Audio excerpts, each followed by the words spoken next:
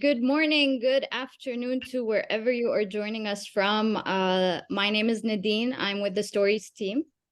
And I just wanted to thank you all for joining us and hope that we have a great time together. But maybe before we get started, we can do a bit of a check-in and see where everyone is joining us from, because like we mentioned, this is a global community and we strive to make sure that we have everyone included. So if I may ask you to scan the barcode and tell us where in the world you are joining us from. And our colleague Noor is also going to add the link in the comments, so you can go ahead and start sharing.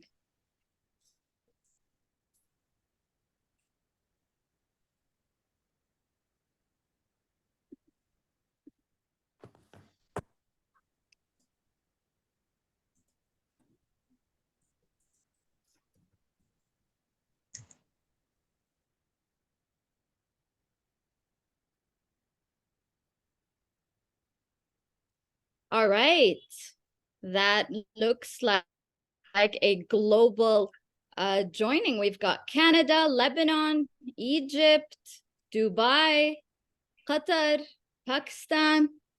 Wow. Honestly, I mean, we take great pride in building this global community. And originally, when we had registrations open for this event, we had over 23 countries joining us. So it's very interesting to see Berlin as well, the US. We've genuinely covered all of the time zones. Thank you so much. All right, so to get us started, let me hand over to Lubna. Lubna Forzley is our founder and CEO, and she will start us on this exciting day. Over to you, Lubna. Thank you, Nadine. Everyone can hear me and see me, right? Wonderful.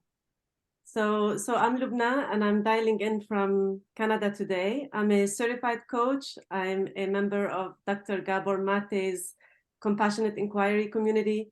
And last but not least, I'm the founder of the company. I'm originally from the Middle East, and I'm sure many of you are aware of what's happening in the Middle East today. And because at Stories, we're very people-focused, and we believe that every story matters and every life matters, I hope you take a moment to join me in prayer for the Middle East. I wouldn't be the founder of Stories if I didn't start by maybe sharing a story or perhaps my favorite quote. So my personal favorite quote is from Mark Twain. For those of you who haven't heard it, Mark Twain says, "The two most important days in your life are the day you are born and the day you find out why." And so out of curiosity, I'm wondering if I can see a show of hands from all of you who feel like you have a clear sense of your why. I would love to see who in the audience can. Amazing, May. Who else? Nadine, Mariam, Inti. Amazing.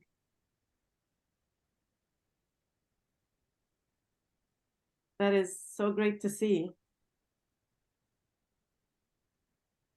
Excellent. And for those of you who don't have your hands raised, we hope to be able to help you to identify and articulate your why at Stories. Thank you for sharing. So maybe I can tell you why this is one of my favorite quotes. This is one of my favorite quotes because as a child, I grew up in a war zone, and I would look outside the window every day and see bombs falling and buildings falling and people dying. And I'd look outside and say to myself, what is the meaning of all of this? And what is my purpose? And if I make it alive, how am I going to live a purpose-driven life and make an impact in this world? And so I spent a great deal of my life searching for my why or my purpose. I've read every book you could think of about finding purpose. I've gone on every course. I've tried everything to find my purpose. And I worked in the corporate sector for about 15 years in global organizations, including Coca-Cola, the United Nations. And I noticed that when I worked in the corporate sector, that there were times in my life when I felt unfulfilled. And I wasn't the only one. I'd look around, and many of my colleagues were actually unfulfilled as well. And that's important for us as an HR community. Actually, the stats show that 85% of employees are unfulfilled today and don't have a clear sense of their purpose. And so I felt that that was an important pain point to tackle. And I made it my mission to really help individuals and founders and companies articulate their purpose and their why, and to create a story worth sharing. And I've built my company on 2 pillars. The first pillar is the story we share with the world, or the story we tell the world.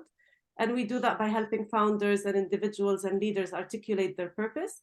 And the second and more important pillar are the stories we tell ourselves, because the stories we have in our head and the stories we tell ourselves are actually the ones that define us and that define our performance. And so what I've done in order to tackle that is we've built a coaching portal that connects founders and leaders with great coaches that help them basically get their story in their head right. This is subscription-based, and the company is built on also 3 main pillars: coaching, community, and content. So today is an example of our community pillar, because we are gathered in community, and we will be doing that on a regular basis to help you grow as an individual and to help you have your companies grow. And on the coaching side, speaking of coaching, the reason why I'm so in love with coaching is because I was coached myself. For 2 years of my life when I was in the corporate sector, I had an amazing coach who helped me on my leadership journey. And I'm very proud that the coach is with us today. And we're going to kick off our roundtable today with a Q&A with Zakeera. Zakeera, can I have you spotlighted? Zakeera, you're with us, right? Yes, I am. Right. Thank you, Lubna, for your kind words. You're very kind. Thank you.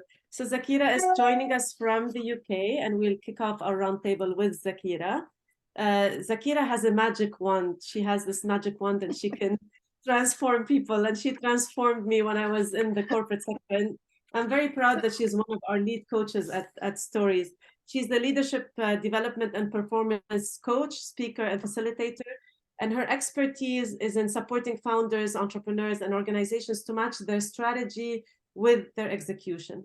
She's also an executive coach with London Business School and has mentored and coached leaders from prominent organizations globally and from Fortune 500 members, including LVMH and Aramco.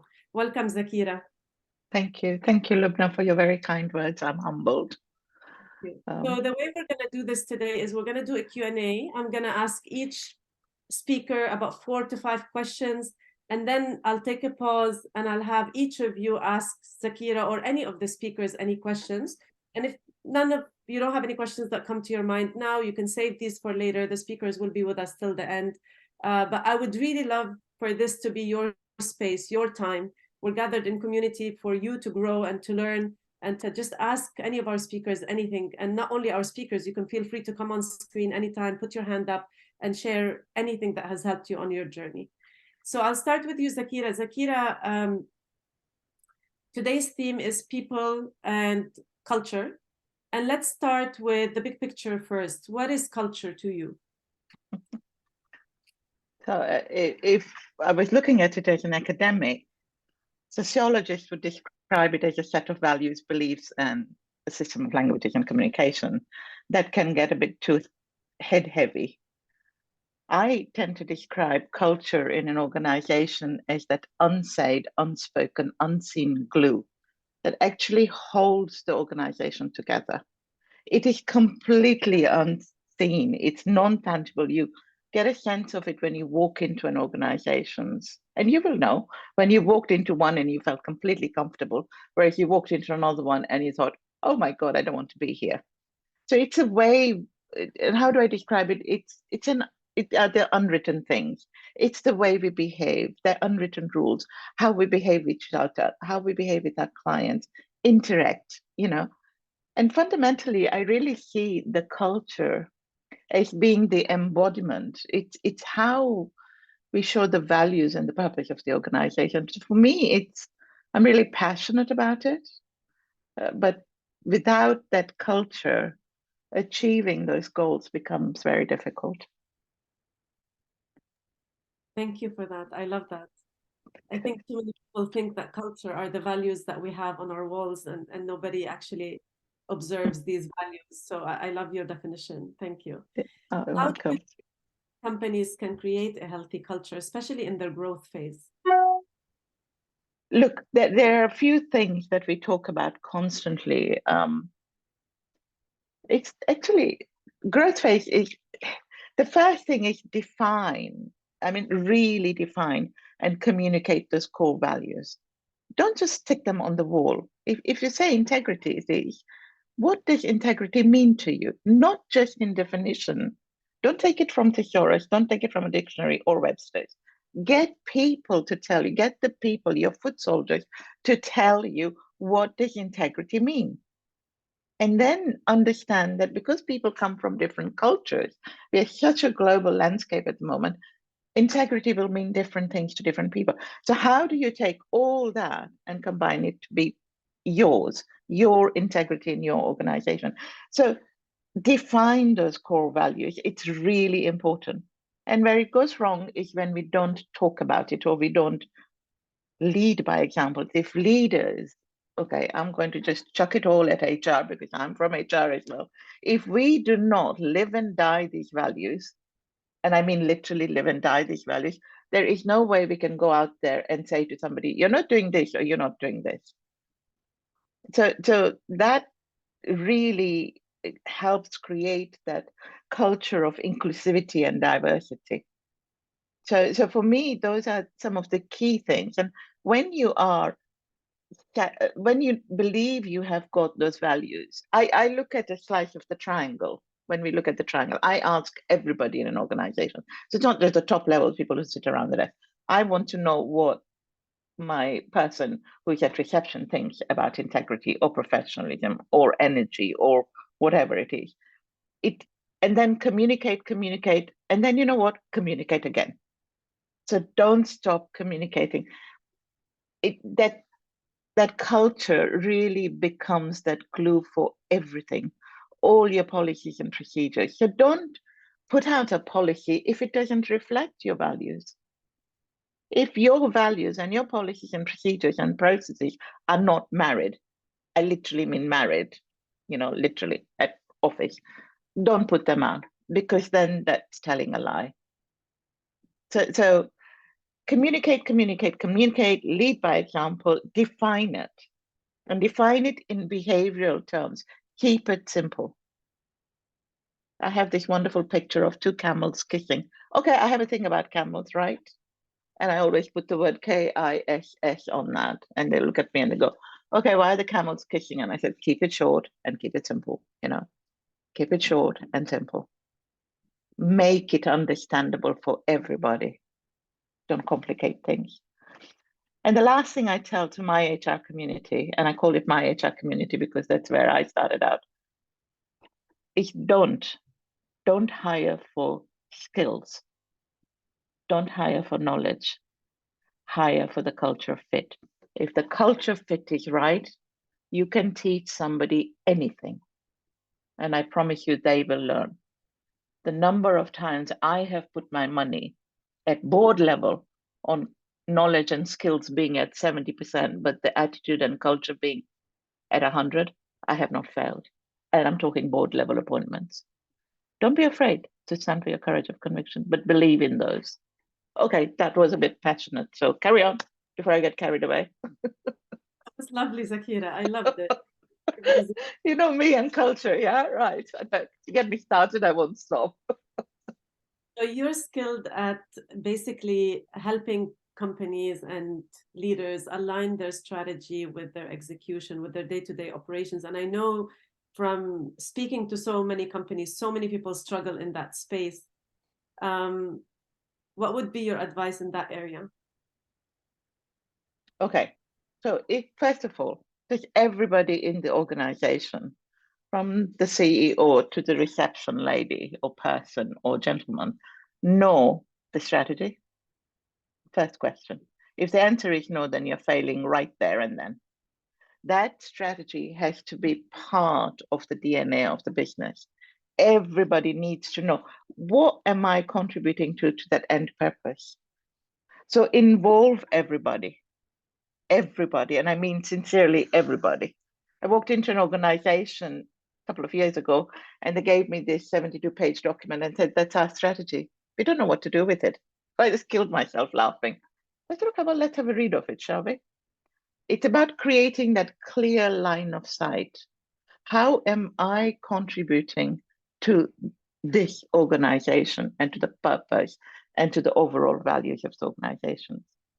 Then once you've done that communication piece and made it simple, again, remember my camels, okay? Kissing camels. Keep it simple. Make it personal. Then you can take the strategy further and link it to individual goals, KPIs, and do all that, the process stuff we do to embed these things. But the first thing is create passion, create ownership, create that, yes, I'm excited about this. Let me go and do this. That's where your engagement of employees goes from 82% to 106%. That's what drives it, that clear line of sight. Yeah. And the last thing is, hey, don't just leave it on the table, okay? Review it. The way the geopolitical situation is globally at the moment, the way the macroeconomics are going at the moment, the way business world is changing at the moment, have a seat at the table. And I say this to all my HR community, have a seat at the table, bang your fist on it and say, those KPIs are no longer relevant. We need to revisit this.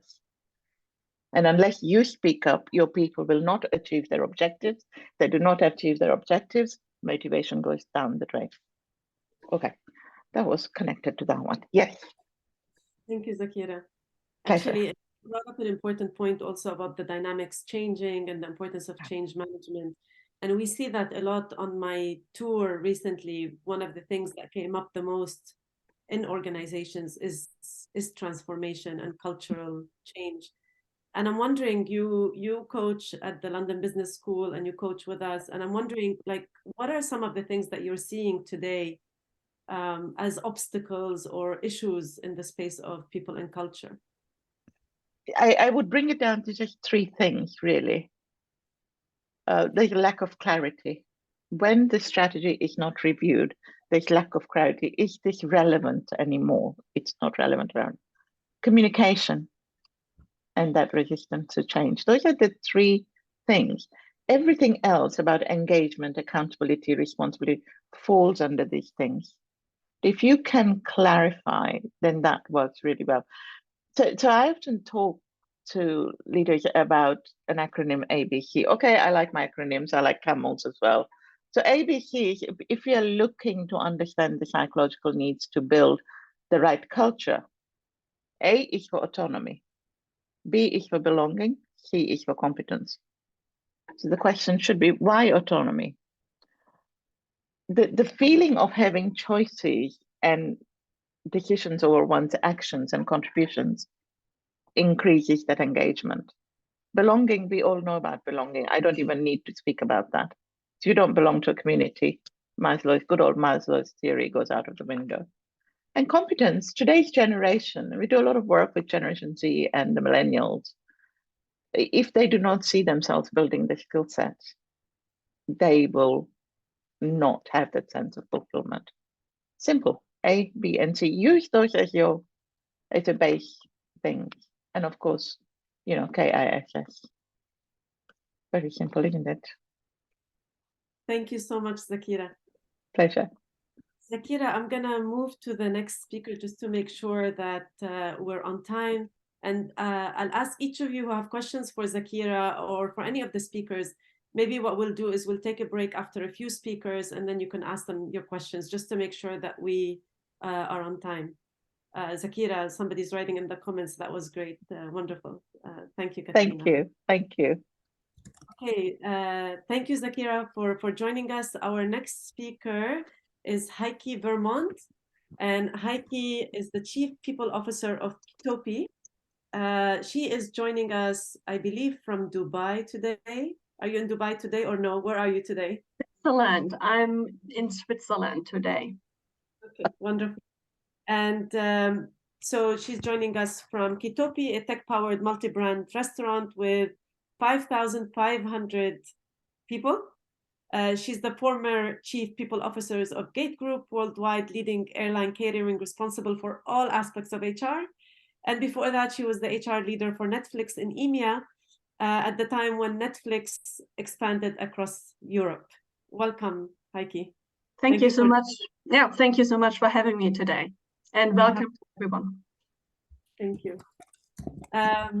So you say in your profile, I'm going to start with the first question and dive right in. You say in your LinkedIn profile, which is fantastic, by the way, and my colleague Noor will put your LinkedIn profile at the bottom so people can connect with you. I've become obsessed with the impact of culture on high performance, as I believe, and I've seen in reality that achieving high performance in a human way is not a paradox. If we help our people bring out the best version of themselves, they grow. And thus, we as a business will prosper. Tell us more about how this happens in reality.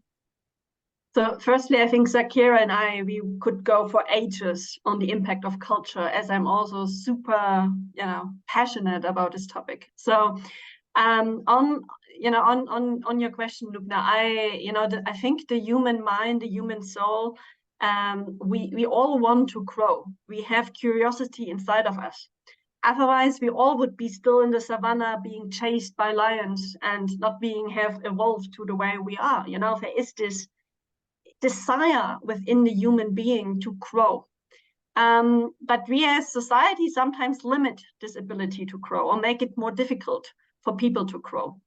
When I was a student, so I originally studied finance and economics, so I grew up in the other part of the world, and I was taught about the Homo economicus. I don't know whether you guys know about this concept. It's a concept which was typically evolved in lots of theories in business administration, that looking at the human being not from all the emotions, but in a very rational kind of time. And this is where most of academic studies and theories have evolved.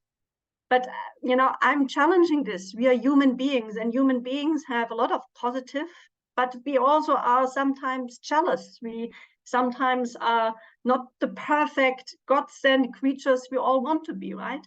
And I think as an organization, we need to acknowledge that there's a lot of good inside a human being, but there's also sometimes where we need to encourage to get out of our comfort zone to really become the best version of ourselves.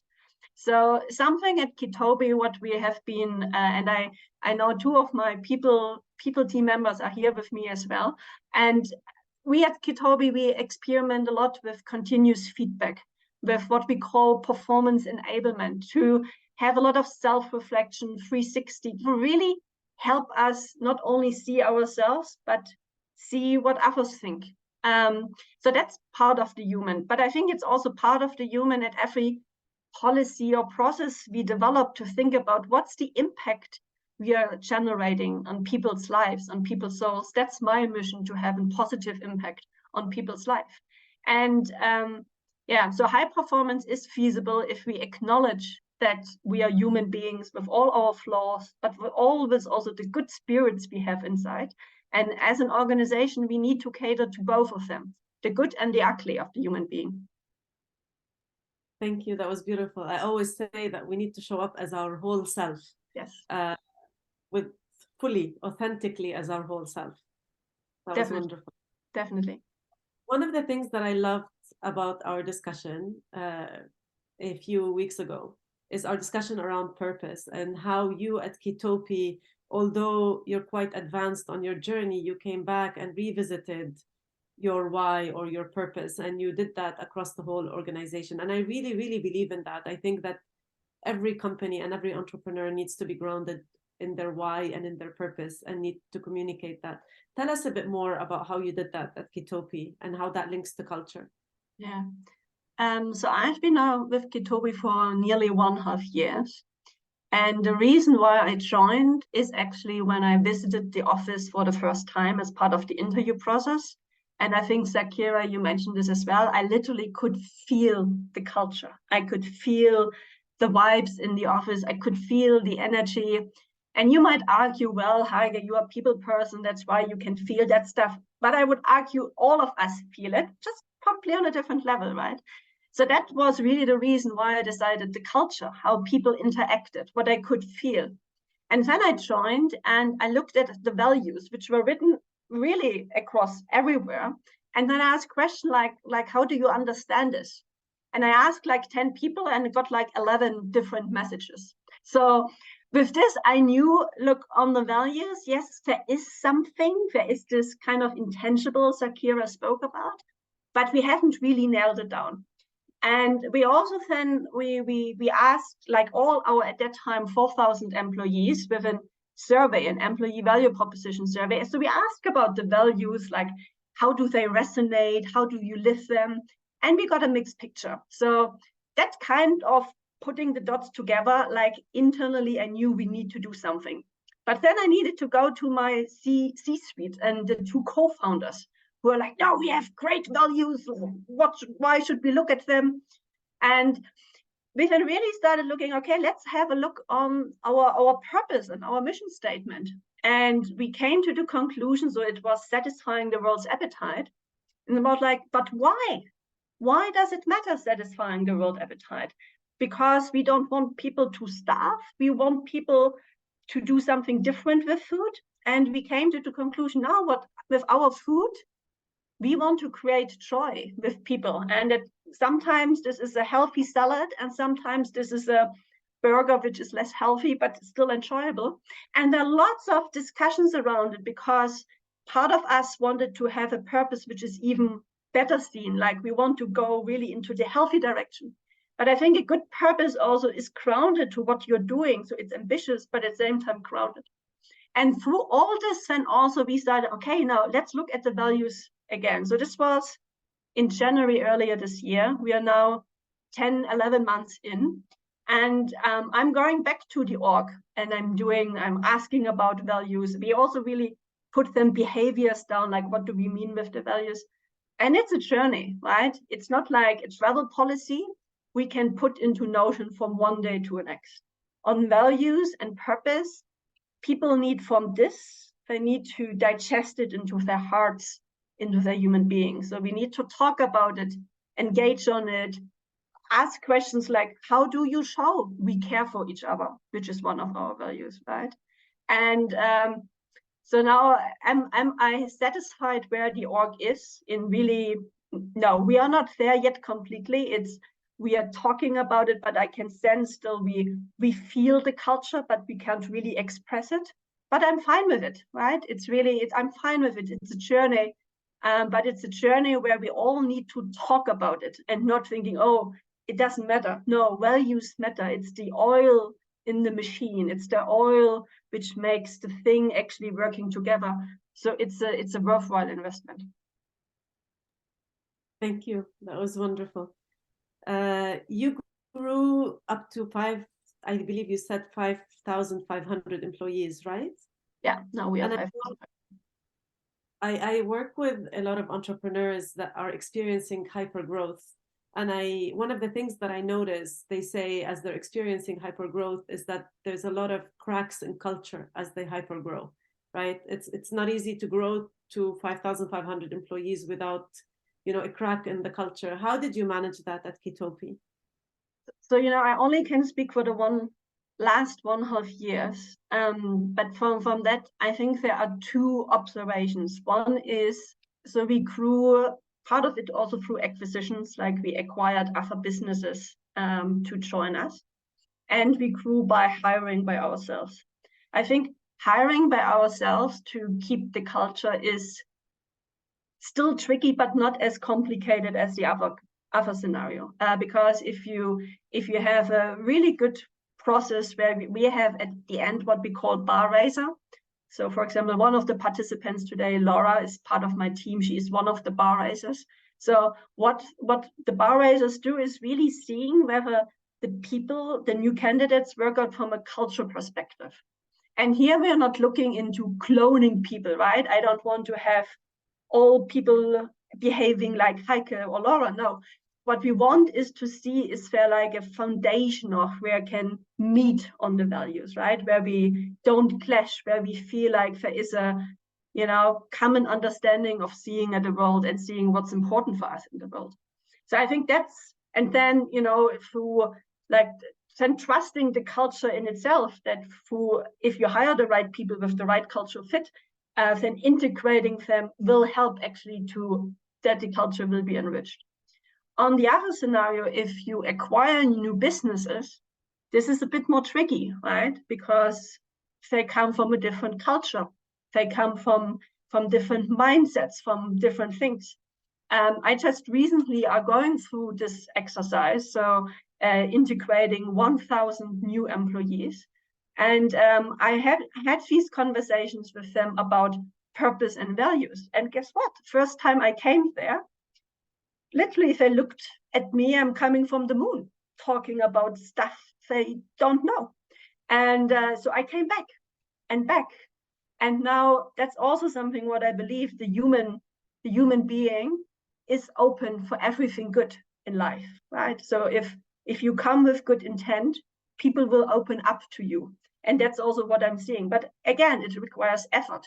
It requires that I also show vulnerability and saying, look, I don't know you all, but I'm coming here with my open heart and my open mind to learn from you, but also to help you see how we at Kitopi are doing things. Heike, I still have people looking at me like I come from the moon also, so don't worry. Yeah. My last question, I have so many more, but I think we're running out of time, but I'll ask one last really quick one and then transition to the next speaker, and then we'll open up the floor for questions.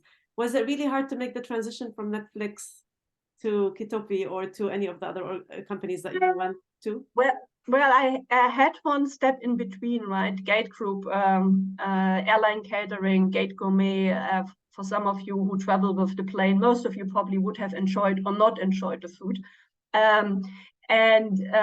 Very conservative, very traditional. So for me, actually, Netflix, from Netflix to Kitopi, it felt rather smooth because it's an agile, it's a young set of people. I love the way, like this, I never could have shown up at Gate Group. I would have been boxed. And no, that's not the way as you dress as a chief people officer, right?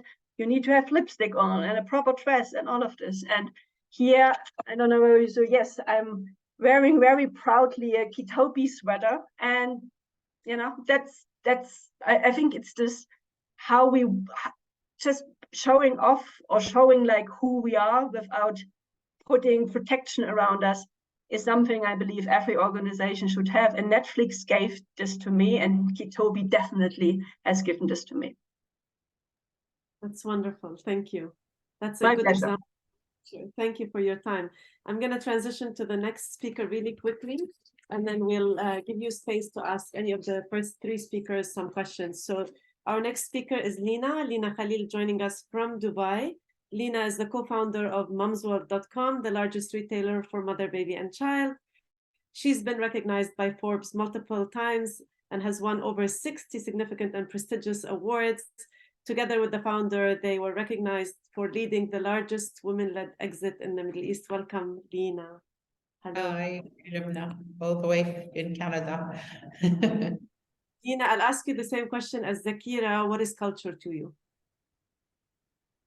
So I always find it interesting how, there is, as a mom, like culture is really important, both your home culture and your work culture. And I think it's all about those social behaviors and kind of social expectations that really bring a group together and kind of glue them together and drive the momentum within the group. So it drives the group direction, whether that's in your home with the kids or it's with a bigger company ecosystem where people really come from a very diverse background, have very different expectations. But you always find that at the end, you have to introspect. So it really comes from inner strength. You, as a leader, you're always looking at, what are you doing? They say they do as you do, not as you say. So it's a lot about all the rhythm, the company rhythm you set, that the kind of how you communicate expectations. And sometimes we're not all super extroverts with great communication skills. So if we can somehow use our personality and the skill set we have to, create a common rhythm, a common kind of goal, and that will just remove friction in the work environment, and we can deliver the goals easier. And the most important part of that, it becomes fun, because if the culture is leaking or it's not coherent, it's really not a lot of fun. And it's nice to go to work excited about your goal and excited about the people you're going to hang out with. Thank you. I love how you brought a parent perspective into this. That's a quote that I love. I that always says, say it's a lot easier to lead people, you know, the team at work than to lead those 3 people at home. absolutely. I love, there's a Yeah. quote that I love that says, you're a function of the soil you grew up in. So I love that from a human perspective at home, and it's very much applicable also to work culture. Are you wearing green for stories by any chance? Of course. It's a very good coincidence, you know. Is a nice coincidence. All right. So you've led an organization from startup all the way up to an exit, which is wonderful. Did you find that your leadership style changed throughout that journey?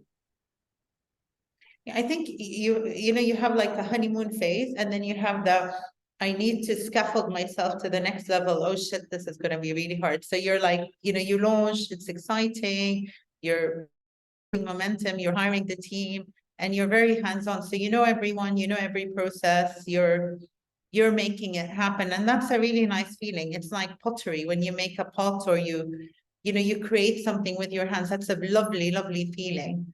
But then you get to this place where you have enough people, you have, you know, vertical experts, and you need to step up and you become their leader. So that's like the first step. So then you have to somehow elevate yourself. You can't elevate your team if you don't elevate yourself, and you're leading a group of people. It's like being a hike leader going up the mountain. But quickly, if you're successful, you grow to that next phase where you can't be the leader. You're not taking them up the mountain. You're the guy sitting at the bottom of the mountain, basically giving them that, you know, kind of emotional and you're like an advisor, really, like an emotional and a visionary support to tell them, okay, if you go up this mountain, the pressure will go up. You need to think about these things. How are we going to address them? What's our strategy? So you're no longer doing the super exciting things. And I always tell my team in the last year and a half, I'm like, I wish I could just go back to, you know, getting my hands dirty, rolling my sleeves up, because now I watch you do all these exciting things, and all I have to do is kind of support you and drive the future rather than live in the now. You have to kind of drive, think about what's coming next. But when the excitement happens now, that is the glory of your team. So yeah, it's an evolution. And, you know, all founders like to get their hands dirty. Like, this is what they wanted to create. They're creators. They all wanted to create something. So to have to pull yourself out of that is tough. And it's tough at every point. You know, at every elevation, it's very, very hard. Thank you. I've heard of, actually, on my tours and on my journey and speaking with people, I've heard of a bit of friction between the founder and the HR leader, especially in the growth phase. And I'm sure that many around the audience will, you know, feel that as well. How did you navigate that? Or if you had, did you ever navigate that, or not? I think one of the things that I find difficult is that, you know, it's very tricky with HR, because HR, you're leading everyone except somehow HR, they're your, you know, they partner with you. So it's almost, they have to pull you out, or it's like their duty, and they have to help you evolve.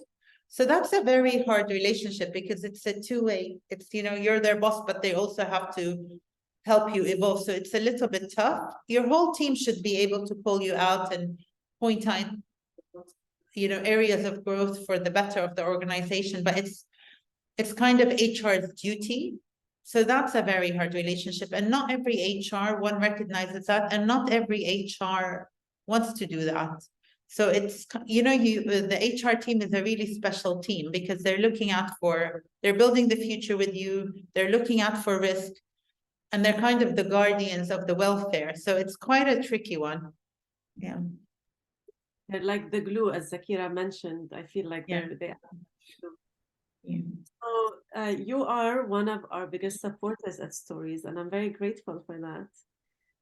Why are you a supporter of Stories, and why do you believe in coaching in the first place?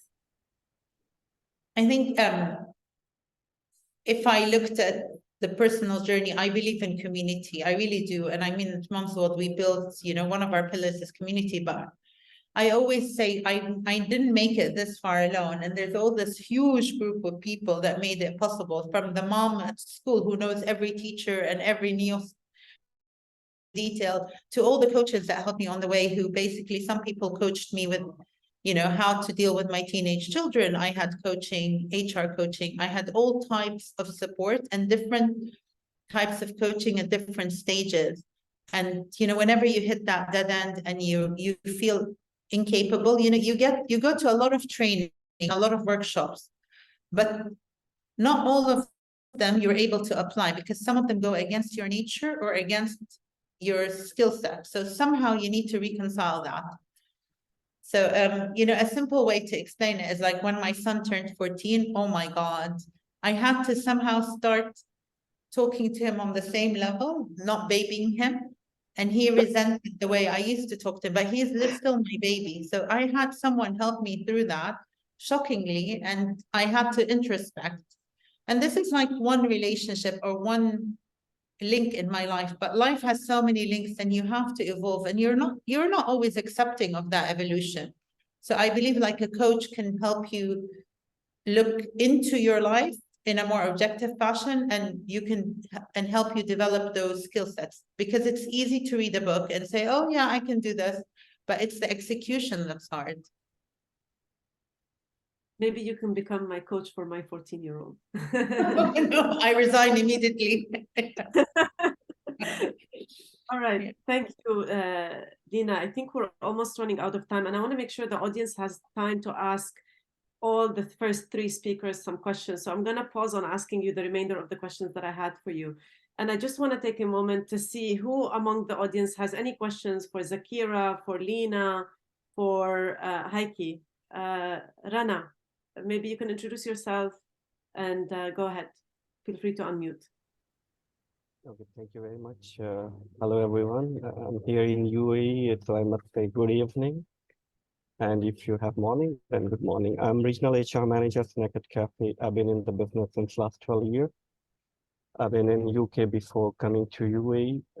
I've done my master's from UK, and I'm associate member of CIPD UK. All three of you are amazing. It's, you know, always clear for me to having in between the women who believe themselves, because I belong to a community where women are not so much empowered. Having said that, since last 1 year, I'm working on a thing on the culture prospect. You know, we try to build a collective conscious.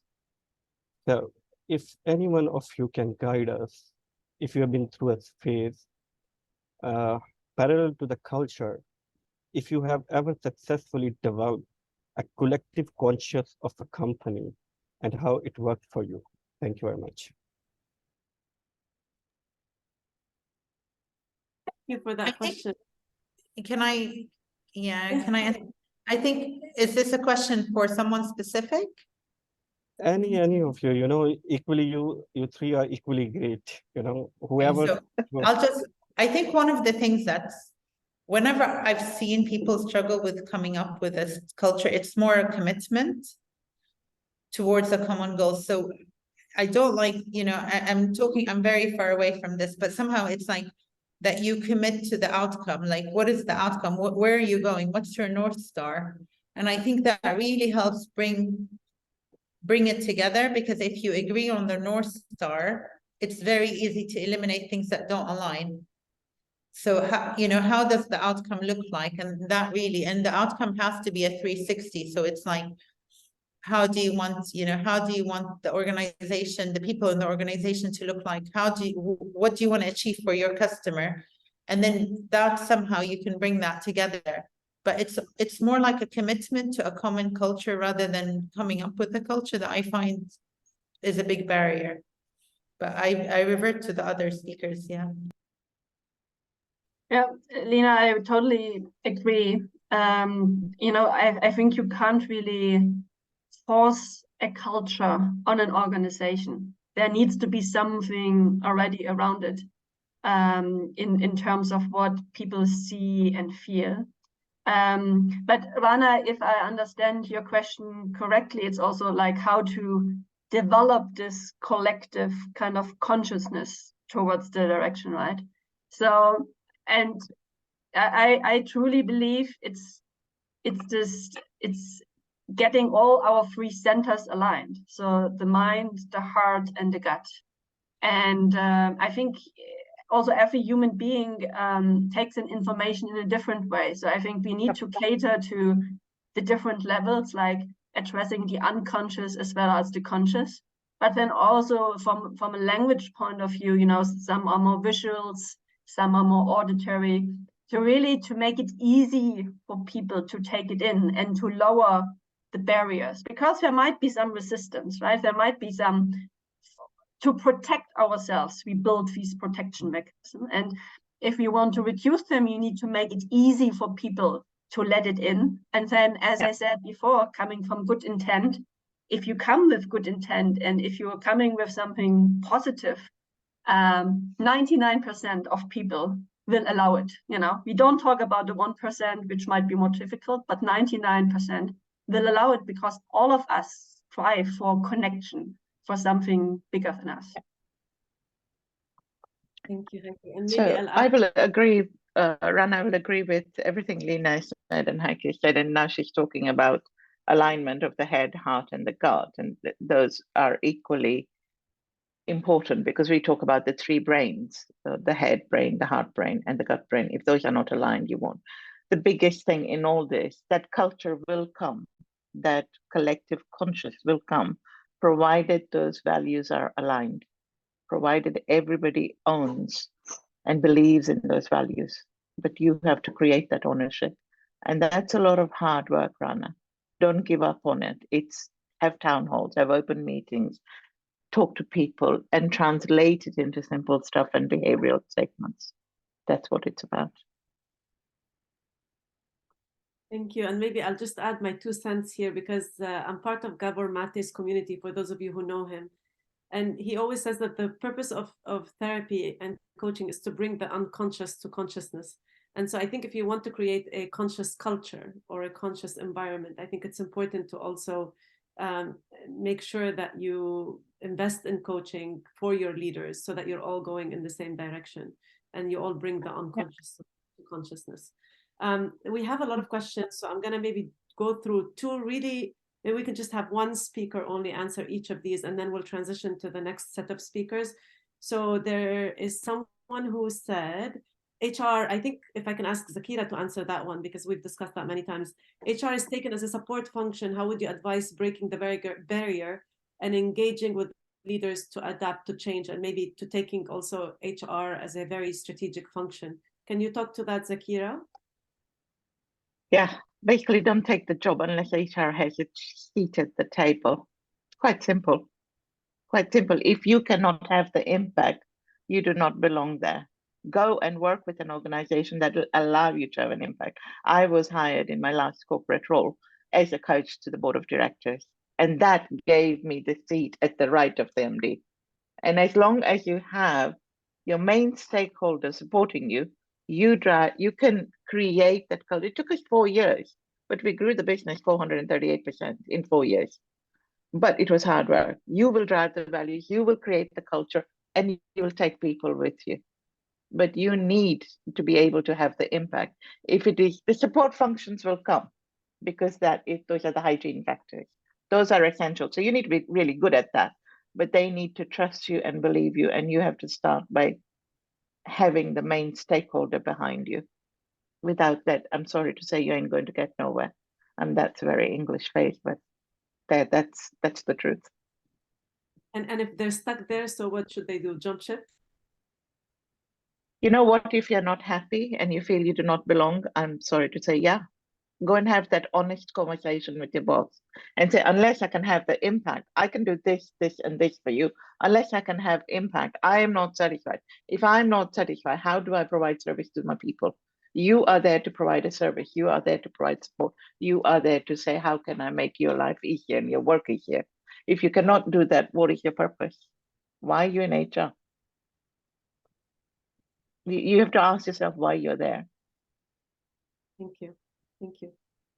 Maybe last question on this segment, and we'll move to the next set of speakers, and we'll try to answer the other questions that come up either in the chat. I encourage the speakers to answer them in the chat, or we'll take another break later on.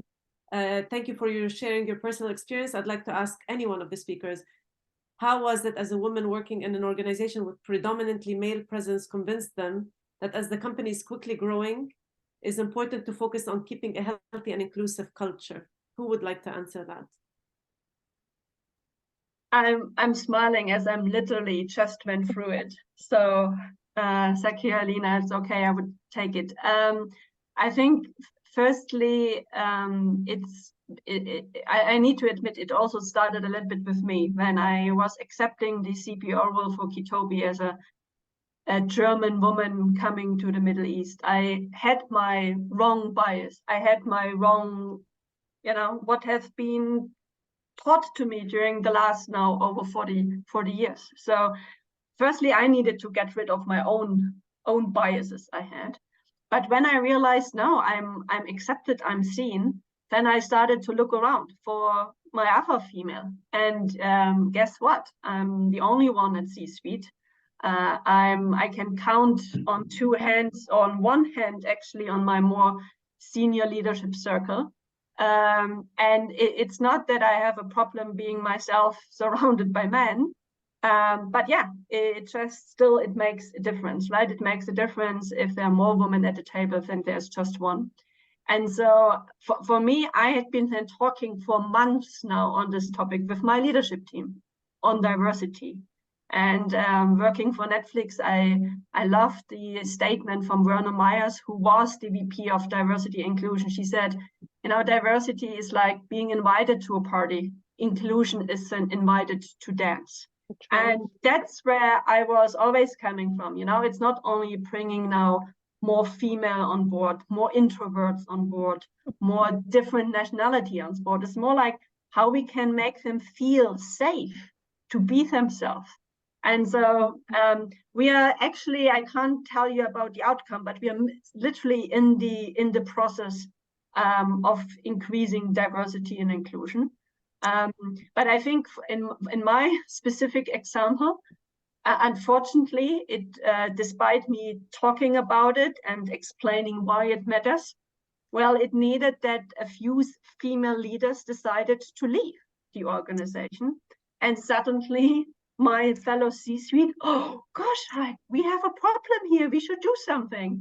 And I was like, yeah, man, I was talking for the last month about it. So sometimes, the universe need to help us to kick ass a little bit. But I think it's our role as people leader to highlight it, why is it important? And when the org is ready, then to push for it.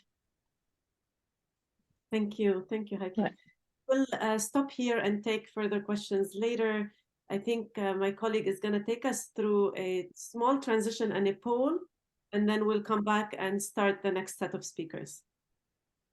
Mariam, Yes, I'm here. I'm Mariam. I'm part of the stories team. I just want to thank all the speakers we've heard from so far. It was incredible listening to all of you. Really quickly, I just want to tell everyone about our next event. It's on January 17th, as you hopefully should already know. We routinely hold these events and roundtables. So if you want to secure your spot, please scan the barcode on the screen, or there should be a link sent in the chat. Thank you for that, Mariam. And I think we want to do a poll on the timings, because it's very hard to do these sessions across different time zones, and we want to be in different time zones. So we would love to take a poll on the timing that would work best for you. Can we ask you to scan and vote for the best time that works for you?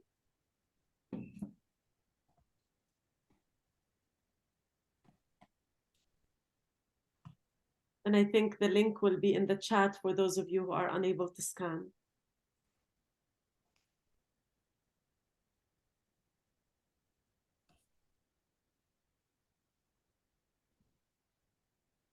Okay, it looks like we seem to have a clear winner here. For anyone who voted otherwise, I hope you can make this timing work.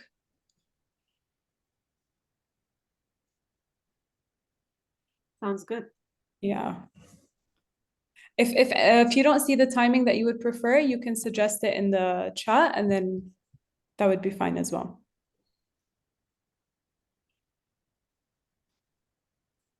Great. Thank you, Mariam.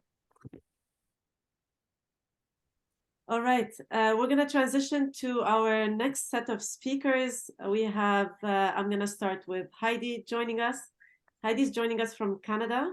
Heidi is a fractional chief people officer, and she is advising me on growing the business in North America. She's a multiple award winner, including 2022 WBN Businesswoman of the Year Award of Community Impact, and 2020 Alumni of the Year Award with Algonquin College, and the Chamber of Commerce 40 Under 40 Award. Welcome, Heidi. Good morning. Good morning.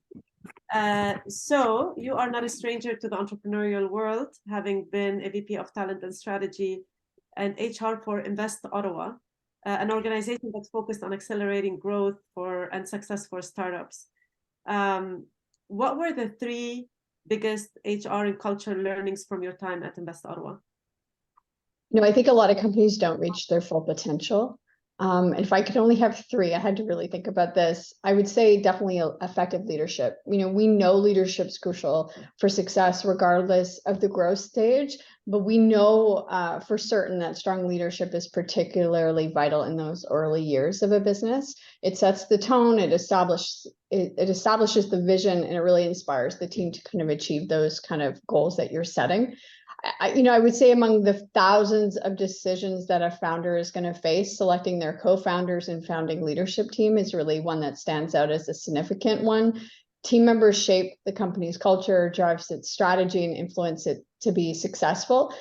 Choosing wisely, ensuring that everyone's aligned to the values, and then making the necessary changes when I saw someone mention in the chat culture fit. I actually like to think of it as culture add. And when someone isn't establishing that ad or, aren't able to kind of rise up to that next occasion, I think that Leena said, sometimes you have to make those difficult decisions and bring new people that are going to add and complement your team to take it to that next level. And I would say diversifying talent acquisition beyond your existing network is really essential as you scale. While leveraging personal connections initially it's often easier and can be valuable, I think relying solely on your network really limits the pool of potential candidates. I think it hinders companies' growth in the long term. I've seen a lot of companies struggle because they're not able to get outside their sort of 1 degree of Kevin Bacon, if you're familiar with that concept. And I think actively seeking out talent from diverse sources, including industry networks, professional platforms, alumni networks, you can really tap into a broader range of skill sets and experiences and perspectives that can really help your company flourish in those early days. Thank you so much. One of the things that we see at Stories is a lot of co-founder conflict, a lot of startups that basically, sorry, I turned off my video by mistake. 9 out of 10 startups fail, 72% of founders experience mental health stress. What do you think would help with all of this, with co-founder issues, with startups failing? What would be your best tip from an HR point of view? I did a lot of founder mediation as part of my roles over the last couple of years. Not expected that would be something that I get, that I would have to get really good at. I think a lot of times, I always like to explain this to founders when they're sort of trying to select a co-founder. When we choose our life partner, we date them. We then have an engagement period, and then we get married, and then we go through our honeymoon period, and then go through the trials and tribulations of building a really solid relationship, right, for success. I see that very similarly when you're trying to decide who are you going to build this business with. You spend more time with your founders and your founding team in those early days than you do sometimes with your friends and family. And I think making really important decisions on who is going to complement you and fill your gaps, I think, is incredibly important. I think creating that foundation early on, right, keeping humility, I think, is really critical, and obviously creating a culture where our founders too can also be vulnerable, I think, is incredibly important. Investing in HR early, I mean, I'm certainly biased as an HR leader myself, but I've observed firsthand that so many companies don't invest early enough. And so they see it as a administrative function. I saw a couple of questions from our colleagues here on that. And I think, you know, I believe that's part the HR function needing to level up and be more transformational for their companies. But I think, you know, good HR can be really transformational, can be very strategic, and really is a vital part in establishing a strong foundation for success, ensuring we're hiring the right people, that we're investing in their growth, that we're facilitating success. I think that's really important. And then back to founder mental health, I think establishing communities like this where people can come be their authentic selves and show that vulnerability, as because vulnerability is a strength. You know, I'm a big believer that self-awareness is a gift. I think it's one of our greatest strengths. And when you can establish yourself as a leader and say, you know what, you know, fess up when you mess up, you know, when you make a mistake, or identify that, you know what, I'm not doing okay right now, and I need to lean in and get support. I think that can be really important when you kind of lead by example. That can really create a rippling impact that creates a culture that enables everybody to be their authentic selves, come in to work to do their best work, but it's okay when they're not okay because they've got a supportive community around them that can help them navigate through things. Thank you. We had a question in the audience from Canada that would be very wonderful for you to answer, actually. The question was from Irina. Hiring for fit is often criticized, at least in Canada, because it's seen as subjective. How do you objectively hire for culture fit? Yeah, so I love that question. And for me, you know, words matter. And so for many years now, I actually use culture add because I think fit, people often, that resonates in a negative way because people feel like you're trying to kind of box someone in, you know, and I think when you look at how is this individual going to add to our culture, how are they going to be complementary to our team?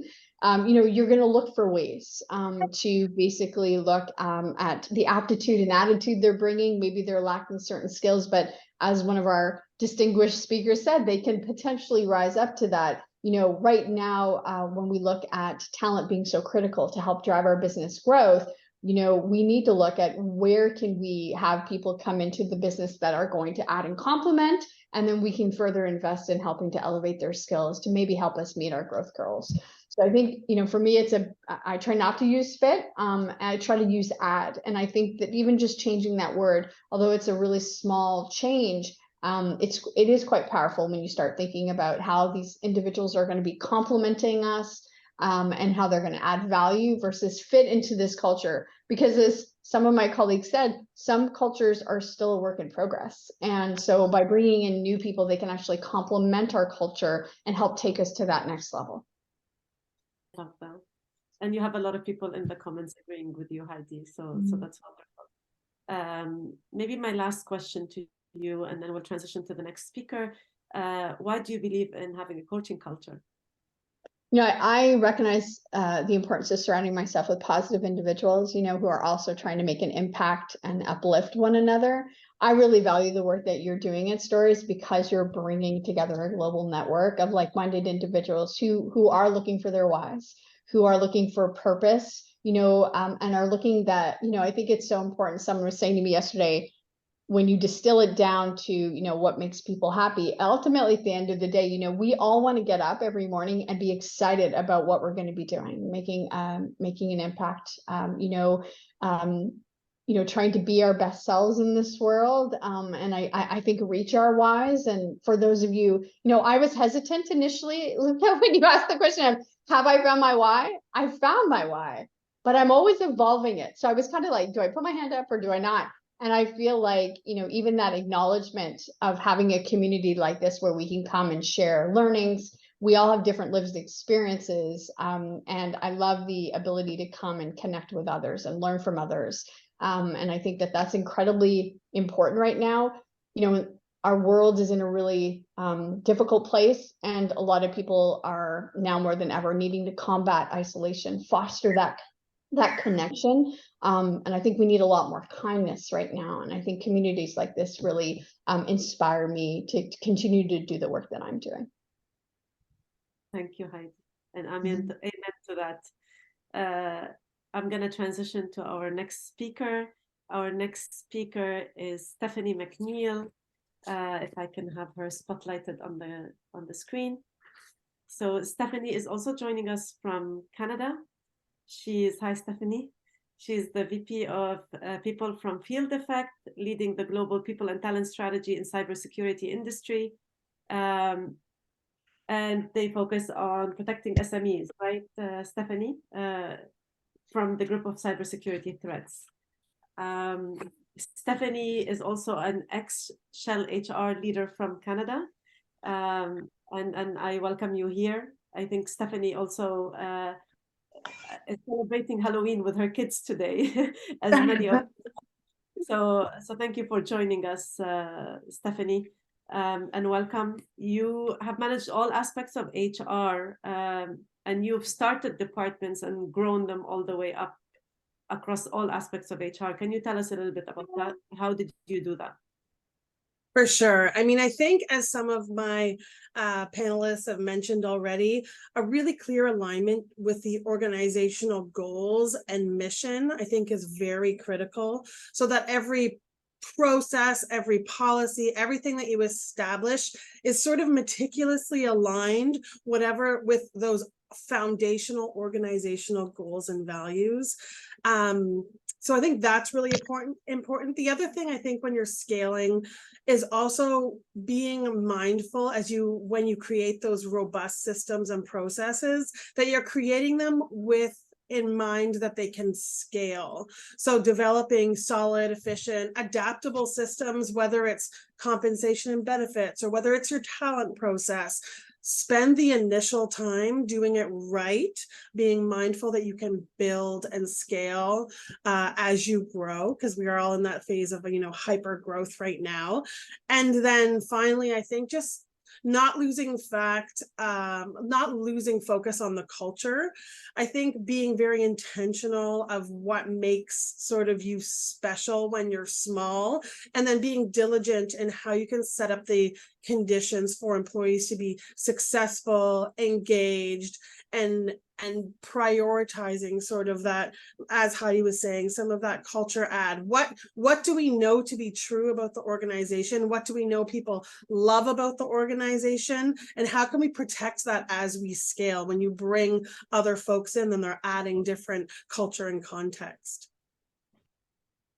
And you say in your LinkedIn profile that you believe in doing all of that while having fun. How do you do all of that while having fun? Enlighten us.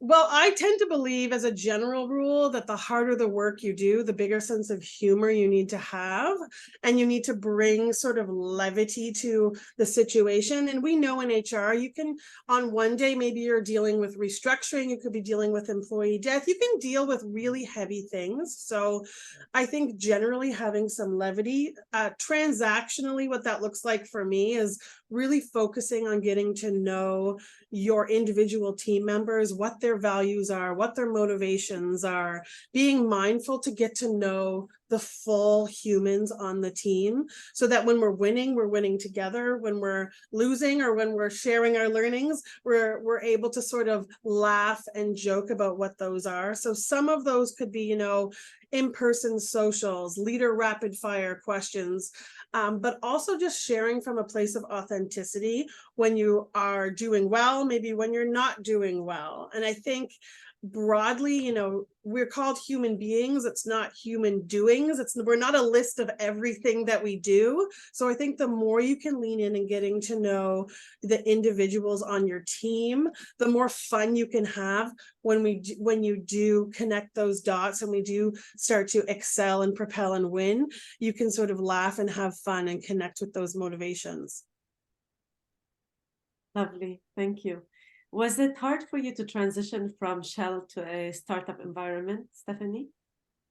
I think one of the biggest differences was the budget. I mean, shockingly, but I think coming from Shell, you have this menu of anything you could ever want. As an HR leader, you want to do leadership 360s, no problem. You want to, hire a coach through an organizational effectiveness department, no problem. So I think the biggest sort of transition coming into the scale up space is just recognizing what's really important and knowing that you're going to have to build that yourself. So for example, Leader 360s was something that we wanted to do to try to bring self-awareness and level up our senior leadership team. So we did not have the budget to just offshore that. So I ended up creating one myself. So I think that was the biggest change, is just knowing that you have to really roll your sleeves up and understand and build what is the most important to you at the different seasons of the business. Thank you so much, Stefanie. I really appreciate all of that. And I'm going to come back to you and ask questions from the audience. And I'm going to transition now to our next speaker just to make sure we honor the time schedule.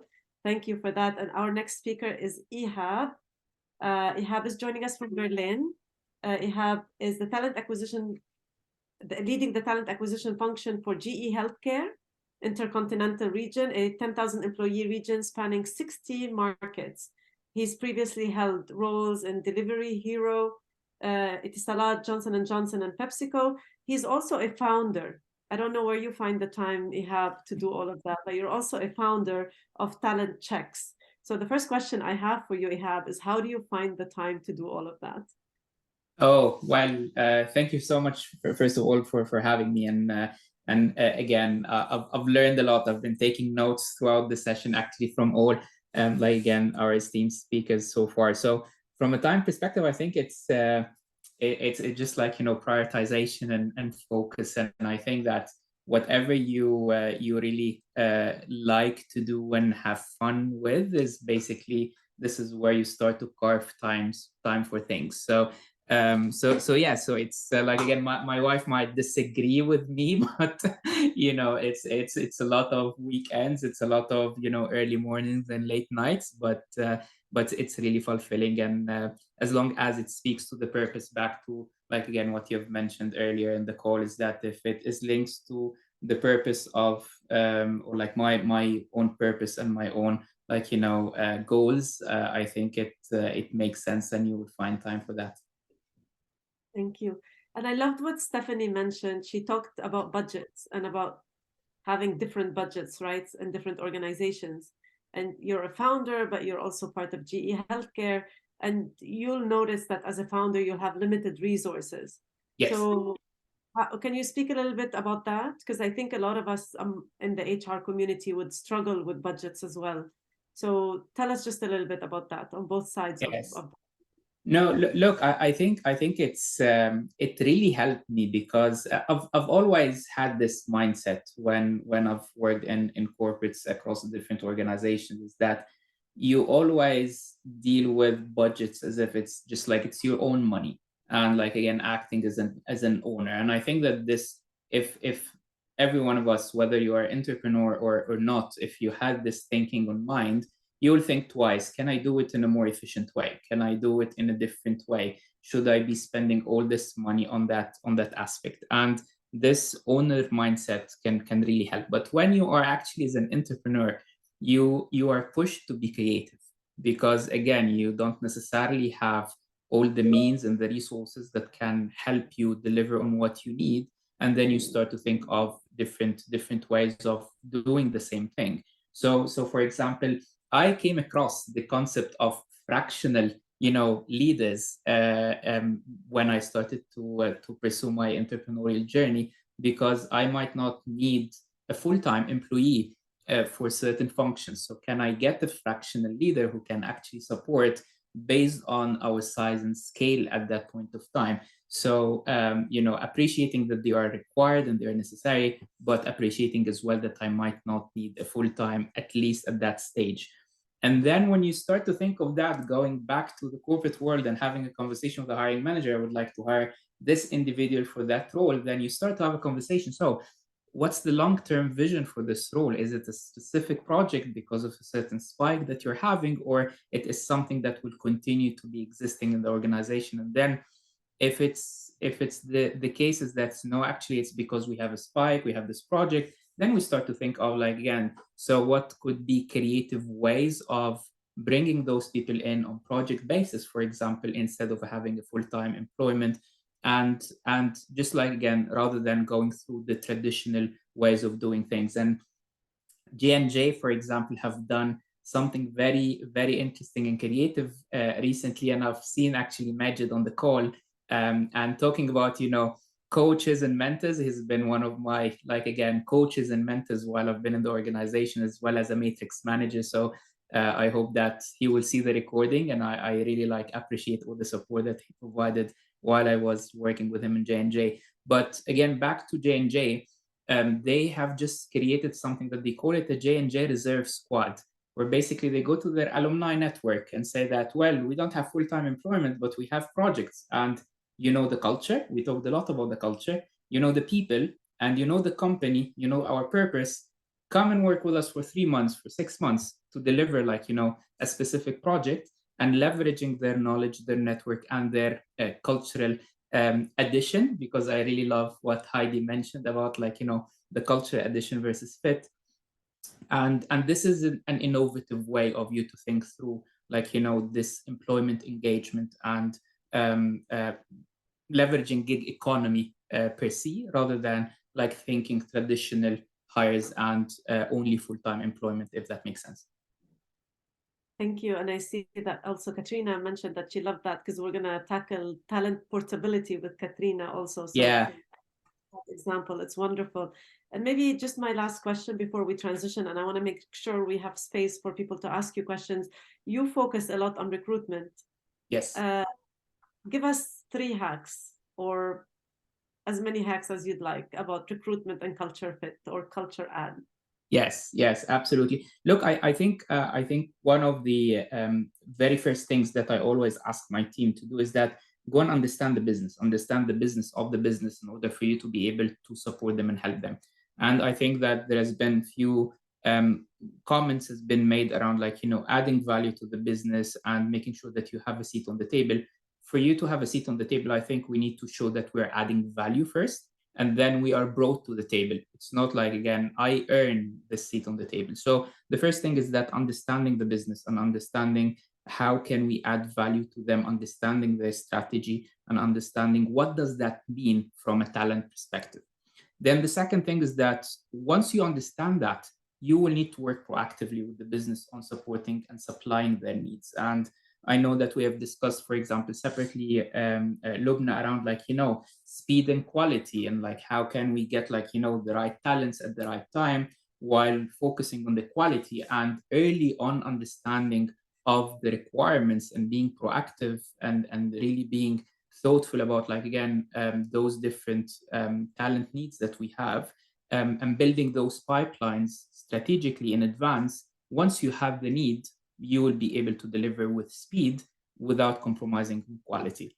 And last but not the least is that I always, when I talk to my business leaders, I say that, look, it takes 2 to tango. For us to deliver, for us to help you as an organization, you are my customer, but we will need to collaborate. We will need to work together in order to ensure that we are delivering on your requirements. So it is a 2-way dialogue, and it is, like, again, seeing us eye to eye. And, like, again, it's not us providing a service and, like, again, no, we are collaborating. We're all together working towards the same purpose and the same goal, which is basically delivering on the objective for the organization, both short and long term.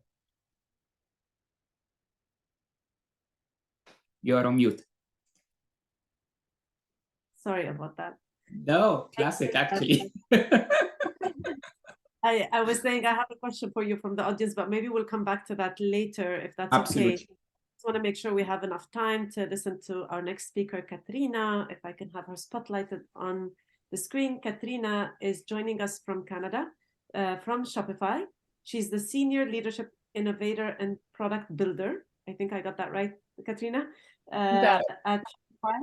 And Shopify is an organization of 10,000 people, incredible organization that I think many people know around the world.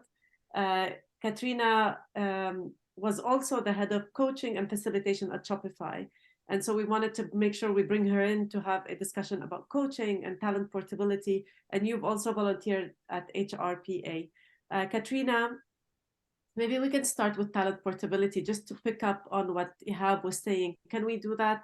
Tell us what you do in that space at Shopify, and then we'll transition into the coaching culture at Shopify. Sure. And like the quality of the conversation today has been amazing. So thank you for having me. Really a great way to start the day, because it's good morning in my world. So hello, everyone.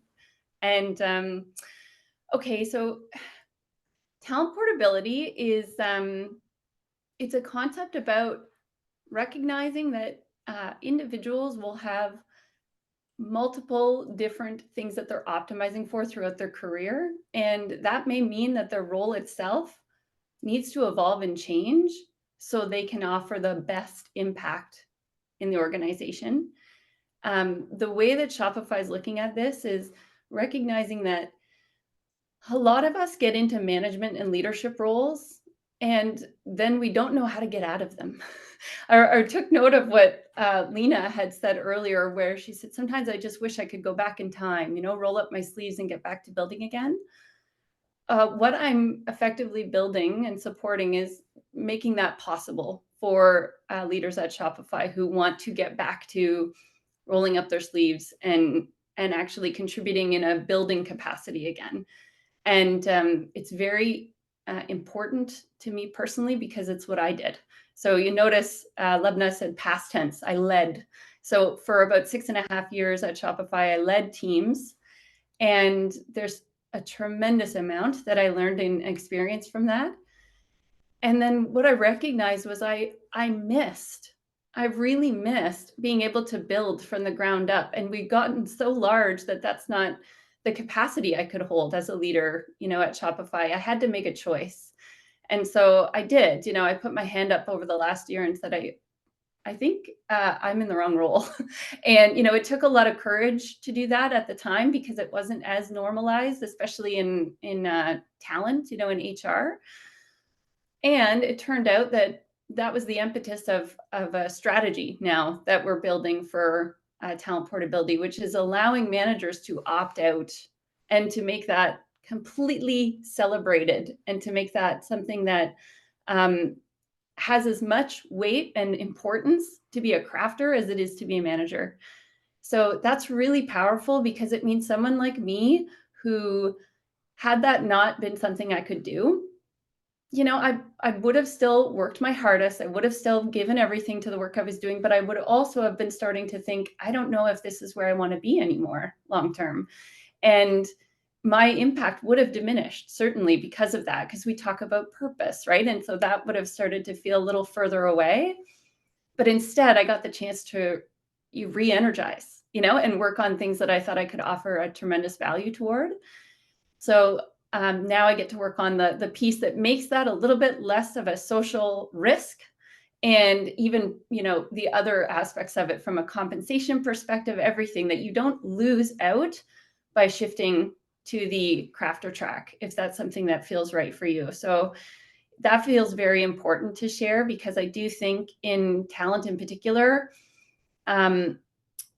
maybe even more broadly than that, I think culturally we've put management on a bit of a pedestal, and actually, that's not the right mindset. I think you need all kinds of different contributions, and making that more accessible is really important. So that's what I've been working on most recently around our leadership space, and it's really exciting. Beautiful, Katrina. Thank you. And when we spoke earlier a few weeks ago, we spoke a lot about your coaching culture, your internal coaching culture, and how that has helped Shopify so much. And you've led that function. Can you tell us a little bit about that? What was the scale? How did it help? What was the impact? How did you measure that? Feel free to share whatever you like. Yeah, great. So, I think it's really important to talk about the fact that our founder, so Toby, our founder of Shopify, and the early executive team, they had a tremendous, considering these people were in their 20s, you know, when this was happening, but they had a tremendous ability to recognize that they couldn't see it all, you know, that they would have some, you know, absence of perspective in what they were doing and trying to build this machine for entrepreneurship. Really is what Shopify is. It's a platform to allow for more entrepreneurs to gain economic independence. So they had this huge vision and recognized, yeah, we don't have all the skills to do this. So they brought in coaching very early to raise their consciousness and raise their self-awareness so that they, as an executive team, could be more equipped for the like tremendous challenge, which is building an organization, you know, and scaling an organization. And that culture really permeated. It ended up becoming something that we doubled down investing in more than you'd see, certainly more than you'd typically see. But we built an internal coaching team around that premise so that that could multiply throughout the organization. So it wasn't only a, you know, an exclusive concept. We actually made coaching available for everyone. By we offered something called Coach's Corner, which is a bit of a Canadian nod to hockey, but it's the concept that you can book a coaching call regardless of your role, regardless of your scope. You can just access the coaches to unblock yourself if you feel stuck, you know, and you're not sure how to move forward on a problem that you're experiencing. And that has permeated over these, you know, 10 plus years that the coaches have been within Shopify. And my privilege was to actually lead that team and to help take it to next scale and figure out the next version of measurement, which we could talk a lot about, but I see the time. So simplistically, it's like, who are you measuring for? What is the purpose of your measurement? So we did a lot of experiment-based measurement, which is for the purpose of learning, which means mistake-ridden. We're trading off speed for quality, but you're trying to prove if something is valid so that you can then scale it. And then there's the type of measurement that is like more infrastructure based, which is we know this works and now we need to continue measuring to prove that it's worthy of ongoing investment. And for that, you know, you're looking for more quality. And so still the same premise of qualitative and a quantitative, you know, marrying those two to prove that something's working or not. But that's the essence of it. And then you just never allow sunk cost fallacy to get you. So like if something's not working, okay, you know, back to the studs, let's figure out what we need. But always through this whole experience, we've had coaching just pervasively be part of how we do the hard problems. That is, you know, what it is to work in an organization that wants to transform a space that is very difficult. So yeah, I hope that offers a little bit of insight. Thank you so much. And I think it's so wonderful that you've actually made coaching available to every employee. I hope that we get to a place where every organization is doing that around the world. That's my dream. I think it's wonderful. Thank you, Katrina. We are at time. And so if you don't mind, I'm gonna just do a few announcements, and whoever has any questions for anybody, if you'd like to connect with the speakers, or feel free to stay around. I don't want to hold everybody up, but maybe we could just do a few announcements. Nadine, if I can have you back on the screen, and just ask you to share the slide with the next event and the community. Do I have Nadine with us or no? I'm here. Hello, everyone. Thank you so much for all of the speakers that we've had with us today.